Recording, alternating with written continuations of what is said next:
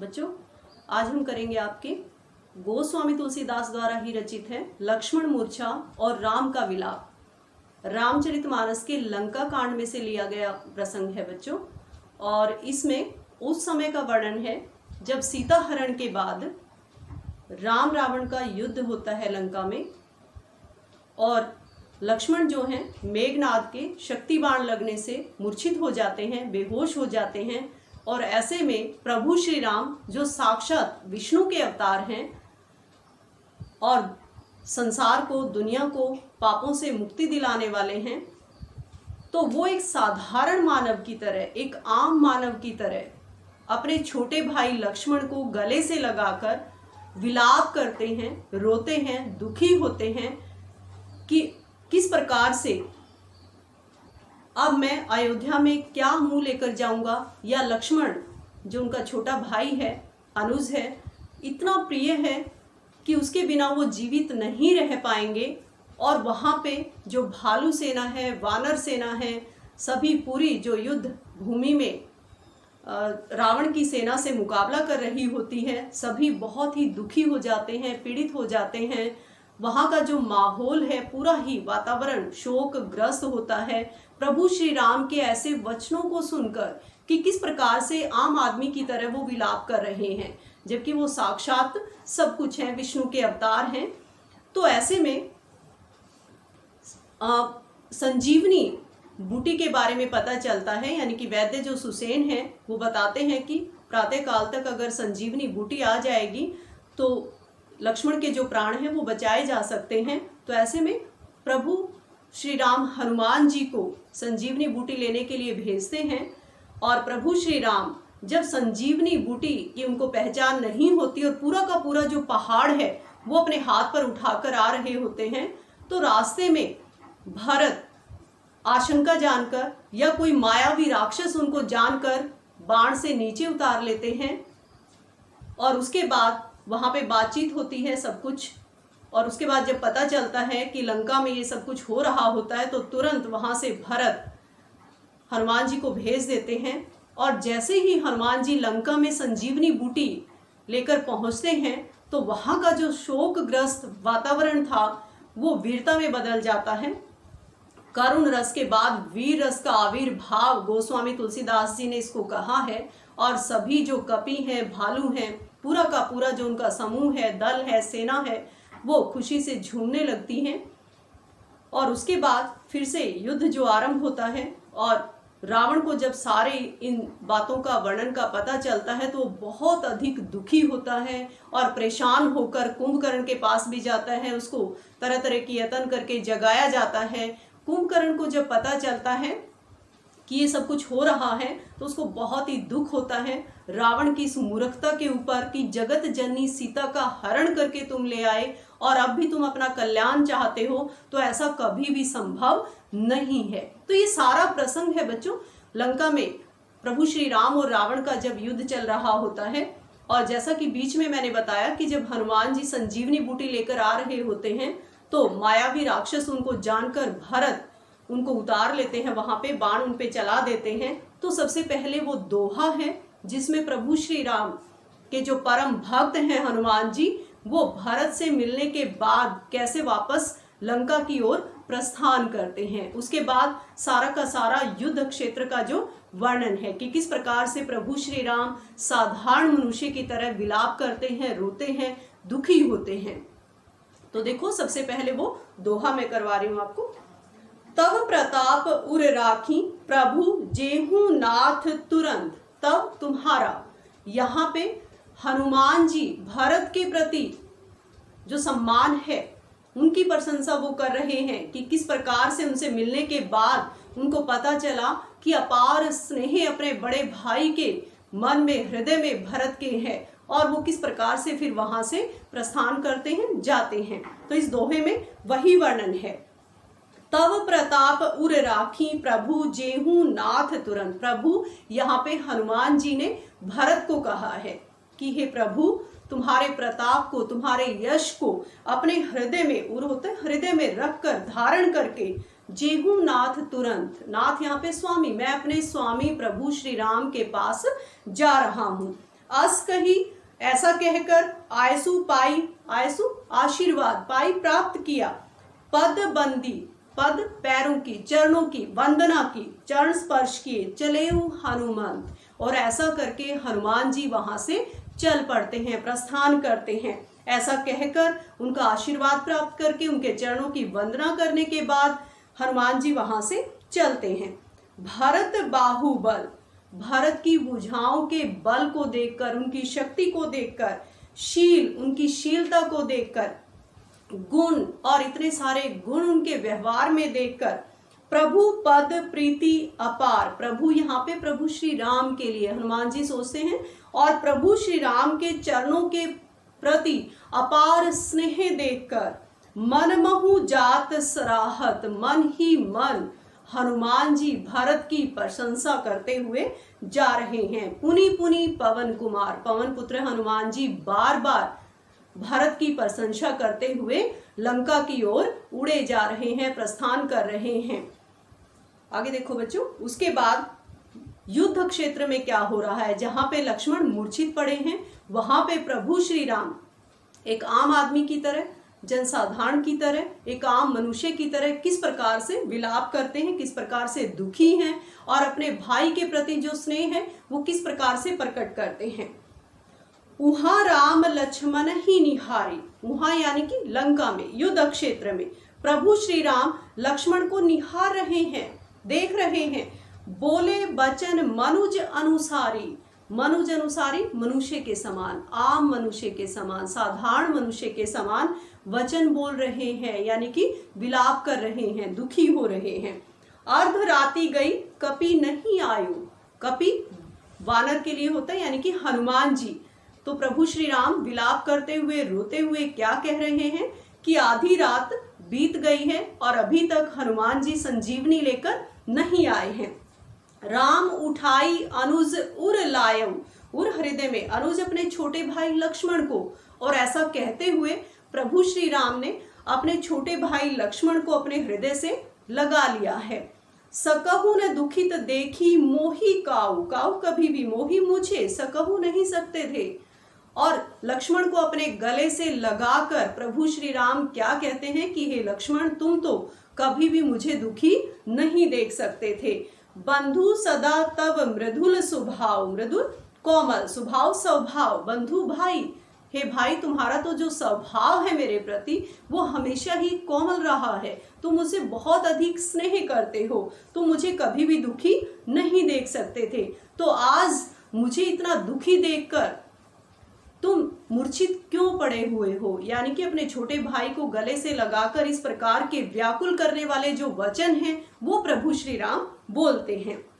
मम हित लागी तजेहु पितु माता, मम हित मेरी ममता के लिए, मेरे प्रेम के लिए, तजेहु त्याग दिया, तुमने अपने माता पिता का भी त्याग कर दिया और मेरे साथ यहाँ पे जंगलों में, वनों में वनवास काटने के लिए आ गए। सहेहु सहन किया, विपिन जंगल, हिम आतप बाता, हिम सर्दी, आतप गर्मी, बाता तूफान, और यहाँ पर वनों में भटकते हुए 14 वर्षों का वनवास काटते हुए तुमने मेरे साथ सर्दी, गर्मी और तूफानों का भी सामना किया, यानी कि अनेक प्रकार के कष्टों को सहन किया। सो अनुराग कहाँ भाई, हे भाई लक्ष्मण, वो अनुराग, वो प्रेम तुम्हारा मेरे प्रति अब कहाँ चला गया, अर्थात मुझे दुखी देखकर तुम उठ क्यों नहीं रहे हो। उठहु न सुनी मम बच बिकलाई, बिकलाई व्याकुलता से भरे हुए, मम मेरे, बच वचन, मेरे व्याकुलता से भरे हुए वचनों को सुनकर भी तुम जाग क्यों नहीं रहे हो, उठ क्यों नहीं रहे हो।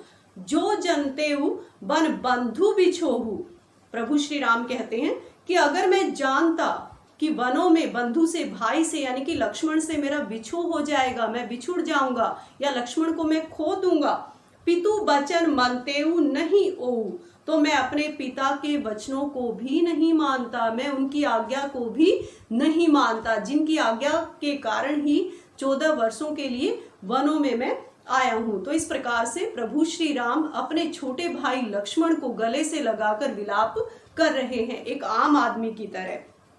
तो आगे क्या कहते हैं, सुत बित नारी भवन परिवारा, सुत होता है बेटा, बित धन, नारी पत्नी और परिवार भवन घर, ये सब कुछ।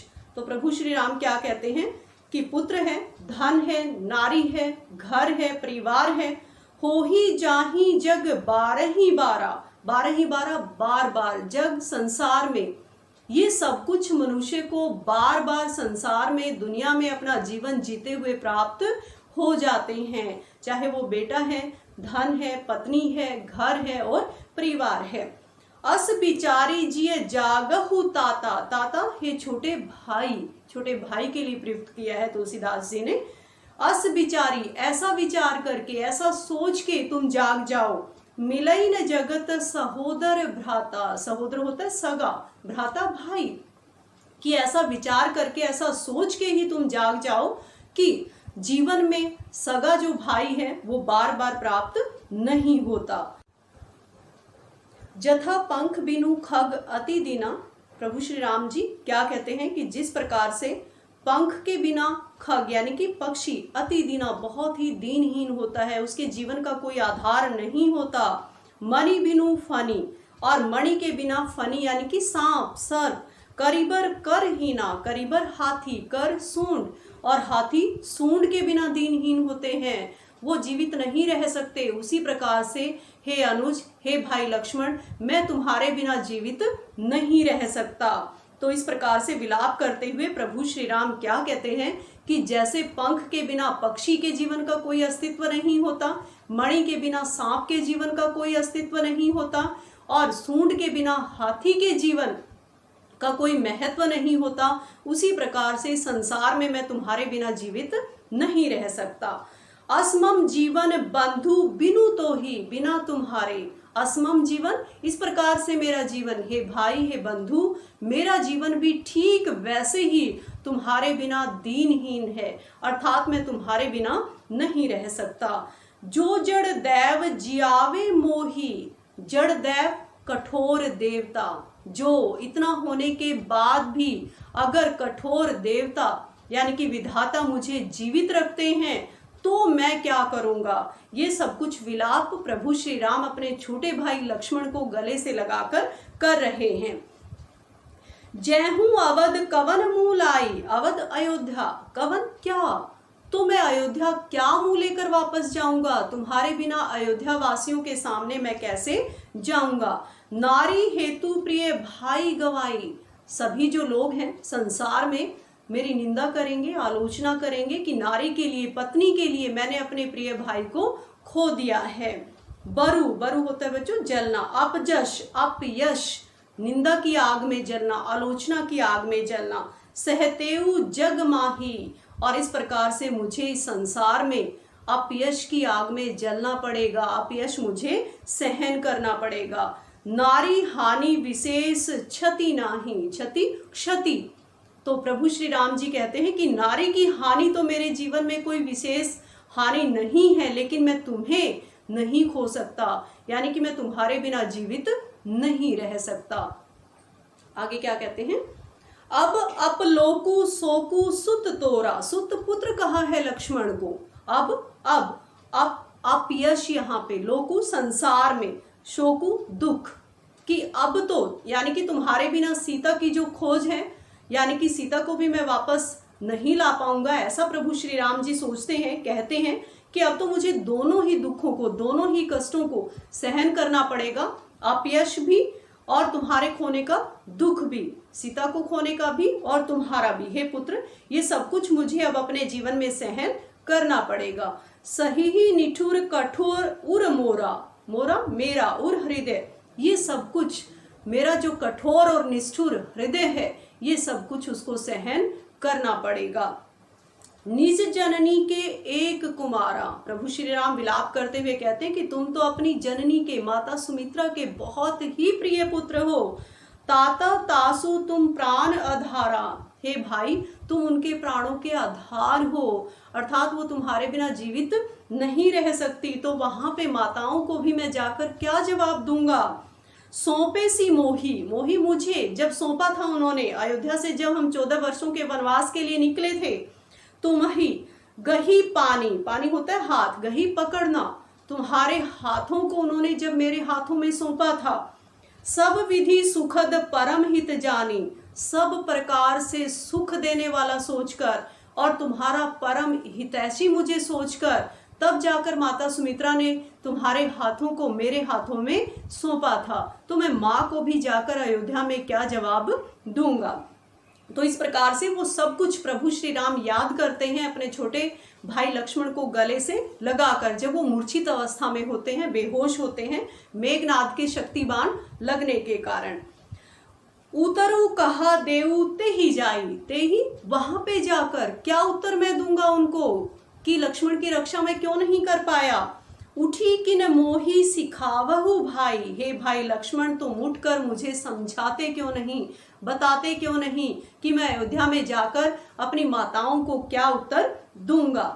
बहुविधि सोचत सोच विमोचन, तुलसीदास जी कहते हैं यहाँ पे बहुविधि सोचत, अनेक प्रकार से अनेक तरीकों से प्रभु श्री राम सोच रहे हैं। वो प्रभु श्री राम जो सोच विमोचन है, विमोचन होता है कष्टों का हरण करने वाले, सोच चिंताओं का हरण करने वाले, सभी प्रकार की समस्याओं का निदान करने वाले, हल करने वाले, वो प्रभु श्री राम जो साक्षात विष्णु के अवतार हैं, आज अनेक प्रकार की चिंताओं से घिरे हुए हैं और अनेक प्रकार से वो सोच रहे हैं। सर्वत सलील राजीव दल लोचन, सर्वत बह रहा है सलील जल, राजीव दल लोचन कमल के समान नेत्रों से, प्रभु श्री राम के कमल के समान नेत्रों से अश्रुधारा बह रही है और इन्हें अनेक प्रकार की चिंताओं से वो ग्रस्त हैं, घिरे हुए हैं। उमा एक अखंड रघुराई, नरगति भगत कृपाल दिखाई। यहाँ पे शिव और पार्वती, प्रभु शिव और पार्वती का वर्णन है कि किस प्रकार से शिव जी जो ऊपर से सब कुछ देख रहे होते हैं कि क्या हो रहा है धरती लोक में, तो वो उमा को यानी कि पार्वती को शिव जी भगवान कहते हैं कि रघुराई, रघुकुल वंश के वंशज यानी कि प्रभु श्री राम अखंड हैं, अनंत हैं, विष्णु के अवतार हैं। ये सब कुछ जो वो कर रहे हैं, नरगति यानी कि सामान्य या साधारण मनुष्य के समान जो वो विलाप कर रहे हैं, भगत कृपाल दिखाई, अपने भक्तों के ऊपर कृपा करने के लिए, संसार से पापों का नाश करने के लिए, ये सब कुछ नर लीला जो वो रच रहे हैं इसलिए कर रहे हैं ताकि वो अपने भक्तों के ऊपर कृपा कर सकें, उनकी सहायता कर सकें, दुनिया से पापों को नष्ट कर सकें। ऐसा शिवजी भगवान उमा से यानी कि पार्वती से कहते हैं कि वो तो साक्षात अखंड हैं, अनंत हैं, विष्णु के अवतार हैं और नरगति केवल और केवल नर लीला वो इसलिए कर रहे हैं ताकि वो अपने भक्तों के ऊपर कृपा कर सकें। प्रभु प्रलाप सुनी कान, विकल भय बानर किन्नर। प्रभु श्री राम के प्रलाप को सुनकर, उनके विलाप को सुनकर, उनके दुखी वचनों को सुनकर वहां पे युद्ध भूमि में जो बानर यानी कि बानरों का जो समूह है, निकर होता है समूह, वो भी विकल हो गए हैं। भय होता है होना, विकल यानी कि व्याकुल हो गए हैं, दुखी हो गए हैं, सभी परेशान हैं। आए गयो हनुमान जिमी करुणा में वीर रस। यहाँ पे तुलसीदास जी ने कहा है कि प्रभु श्री राम के प्रलाप को सुनकर, उनके दुखी वचनों को सुनकर और किस प्रकार से वो लक्ष्मण को अपने हृदय से लगाकर विलाप कर रहे हैं, रो रहे हैं, दुखी हैं, सारी जो बातें हैं वो याद कर रहे हैं। तो ऐसे में जो वानर हैं, वानरों का जो समूह है, नीकर शब्द मैंने बताया बच्चों, तो वो सब कुछ भी दुखी, वो सब लोग भी वहां पे दुखी हैं। तो ऐसे में हनुमान जी जब संजीवनी बूटी लेकर आ जाते हैं तो किस प्रकार से करुणाजनक जो वातावरण, जो माहौल वहां पे युद्ध क्षेत्र में बना हुआ था, तो वो वीर रस में कैसे बदल जाता है, वीरता एकदम सबके अंदर आ जाती है, उत्साह आ जाता है, खुश हो जाते हैं सभी।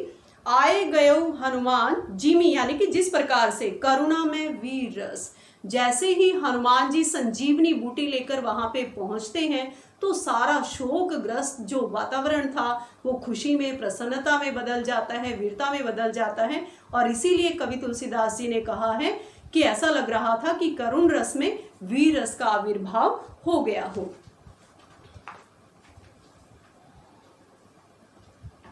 हर्षी राम भटेऊ हनुमाना, भटेऊ यानी कि भेंट करना, मिलना, हर्षी खुश होकर। तो जैसे ही हनुमान जी संजीवनी लेकर पहुंच जाते हैं तो प्रभु श्री राम हनुमान जी से बहुत ही प्रसन्न होकर मिलते हैं। अति कृतज्ञ प्रभु परम सुजाना, अति कृतज्ञ, बहुत अधिक उनके उनके प्रति आभार प्रकट करते हैं, कृतज्ञ। और वो प्रभु जो परम सुजाना है, परम ज्ञानी है, सब कुछ जानते हैं, फिर भी अपने भक्त हनुमान के प्रति बहुत अधिक कृतज्ञता यानी कि आभार उनका वो प्रकट करते हैं, बहुत अधिक खुश होते हैं। तुरंत वैद्य तब किन्हीं उपाय, और तुरंत ही वैद्य ने उपाय किया, इलाज किया, यानी कि लक्ष्मण की मूर्छा को तोड़ा। उठी बैठी लक्ष्मण हर्षाई, हर्षाई खुश होकर, और तुरंत ही लक्ष्मण भी उठकर बैठ जाते हैं, खुश होते हैं। हृदय लाई प्रभु भटेऊ भ्राता, भ्राता भाई, और प्रभु श्री राम ने अपने भाई लक्ष्मण को अपने हृदय से लगा लिया। हर्षे सकल बालू कपि भ्राता, भ्राता भी समूह होता है, नीकर भी समूह होता है बच्चों, सकल सभी। और वहां पे युद्ध क्षेत्र में, युद्ध भूमि में जितनी भी वानर और भालुओं की सेना थी वो सभी खुश हो जाते हैं, प्रसन्न हो जाते हैं। कपि पुनि वैद्य तहां पहुंचावा, कपि हनुमान जी ने पुनि दोबारा से वैद्य सुषेण को वहीं पे पहुंचा दिया। जेहि विधि तबहि ताहि लई आवा, जेहि विधि जिस प्रकार से जब उनको आवश्यकता थी तब लंका से वैद्य सुषेण को वो उठाकर ले आए थे, तो उसी प्रकार से पूरे मान सम्मान के साथ उनको वापस लंका में पहुंचा दिया जाता है। यह वृतांत दशानन सुनेऊ, वृतांत ये सारा वर्णन कि किस प्रकार से लक्ष्मण की मूर्छा टूट जाती है, हनुमान जी संजीवनी बूटी लेकर आते हैं, ये सारा वर्णन जब दशानन सुनता है, रावण सुनता है, अति विषाद, बहुत अधिक दुख उसको होता है। पुनि पुनि सिर धुनेऊ, और बार बार वो अपने सिर को पटकने लगता है, धुनने लगता है दुख के मारे कि अब उसका जो अंत है वो नजदीक है। व्याकुल कुंभकर्ण पही आवा, पही पास में, आवा आता है, और व्याकुल होकर, दुखी होकर, बेचैन होकर, परेशान होकर अपने भाई कुंभकर्ण के पास रावण आता है। विविध जतन करी ताही जगावा, विविध जतन अनेक प्रकार के उपाय करके कुंभकर्ण को जगाया जाता है। और किस प्रकार से फिर सारा जो वृतांत है, सारा जो वर्णन है अब तक का, वो कुंभकर्ण को रावण बताता है। जागा निशिचर देखई कैसा, निशिचर राक्षस, कुंभकर्ण के बारे में कवि ने वर्णन किया है बच्चों कि जाग कर वो राक्षस देखो कैसा लगता है, भयानक। मानहु कालू देह धरी वैसा, देह धरी, देह धारण कर ली हो, मानो साक्षात काल ने, यमराज ने देह धारण कर ली हो, शरीर धारण कर लिया हो, इतना भयानक कुंभकर्ण जागने के बाद नजर आता है। कुंभकर्ण बूझा कहू भाई, बूझा पूछा, और कुंभकर्ण ने उठते ही पूछा कि कहो भाई, काहे तब मुख रहे सुखाई, तुम्हारे सभी लोगों के जो मुख हैं वो सूखे हुए क्यों हैं, यानी कि तुम इतने परेशान, इतने दुखी क्यों नजर आ रहे हो। कथा कही सब ते ही अभिमानी, ते ही उस अभिमानी, घमंडी, अहंकारी रावण ने तब सारी की सारी जो कथा है वो कुंभकर्ण को बताई, सारी बातें कुंभकर्ण को बताई। जेही प्रकार सीता हरियाणी, जिस प्रकार से सीता का हरण करके वो ले आया था। तात कपीन है सब निशिचर मारे, कि हे भाई कुंभकर्ण, कपीन है यानी कि वानर सेना ने हमारे सारे राक्षसों को मार दिया है।